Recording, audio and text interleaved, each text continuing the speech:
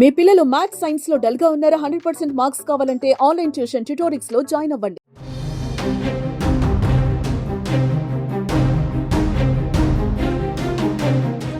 Jubilee Hills MLA Maganti Gopinath మృతి చెందిందని లేదు కొంత అనారోగ్య పరిస్థితులతోటి ఏఐజీ ఆసుపత్రిలో చికిత్స పొందుతున్నారనే అనేక వార్తలు వైరల్ అవుతున్న నేపథ్యంలో వాళ్ళ అనుచరులు ఇప్పుడే ఆసుపత్రి లోపలికి వెళ్ళొచ్చి కొంత మీడియాతో మాట్లాడేందుకు సముఖంగా ఉన్నారు. ఒకసారి మాట్లాడదాం.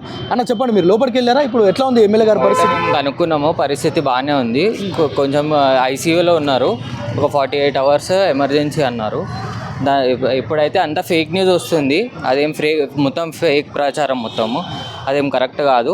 ఆయన కొంచెం అస్వస్థతతో ఉండటంతో కొంచెం ప్రాబ్లం ఉందని హాస్పిటల్కి తీసుకురావడం జరిగింది. ఇప్పుడే మాజీ మంత్రివర్యులు అందరూ పరామర్శనం జరిగింది. మరియు ఎమ్మెల్సీ దాసోజు శ్రవణ్ గారు వచ్చి వెళ్ళారు. ఇప్పుడే వాళ్ళందరూ కనుక్కున్నారు. ఇప్పుడు పొజిషన్ స్టేబుల్గానే ఉంది. వాళ్ళు 48 hours టైం అడిగారు అంతే చెప్పడానికి. అంటే సర్దార్ చనిపోయినప్పటి నుంచి అస్వస్థతకు గురయ్యారు అని అంటున్నారు. అది వాస్తవేనా? అది వాస్తవం కాదు. అది ఏంటంటే ఇప్పుడు ప్రచారాల్లో ఎవరు ఇష్టం వచ్చినట్టు వాళ్ళు మాట్లాడుతున్నారు. మాకు తెలిసినంత వరకు అయితే అది ఏం ప్రచారం కరెక్ట్ కాదు. మొత్తానికి ఒక్క విషయం చెప్పండి, ఇప్పుడు మీరు చూసారా ఆ ఐసీయూలో ఉన్న వ్యక్తిని చూసారా, లేదంటే అక్కడ ఉన్న మంత్రులు చెప్పిన మాజీ మంత్రులు చెప్పిన విషయం చెప్పినారు మాకు. మీరేం డిసప్పాయింట్ అవ్వద్దు, స్టేబుల్గానే ఉన్నారు, హీల్ కమ్అవుట్ అని చెప్పారు.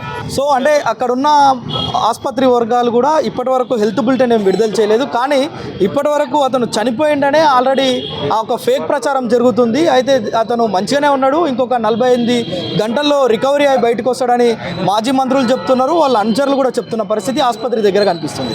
సుమన్ టీవీలో మీ పర్సనల్ అండ్ బిజినెస్ ప్రమోషన్స్ కోసం కింది నెంబర్కి కాంటాక్ట్ చేయండి.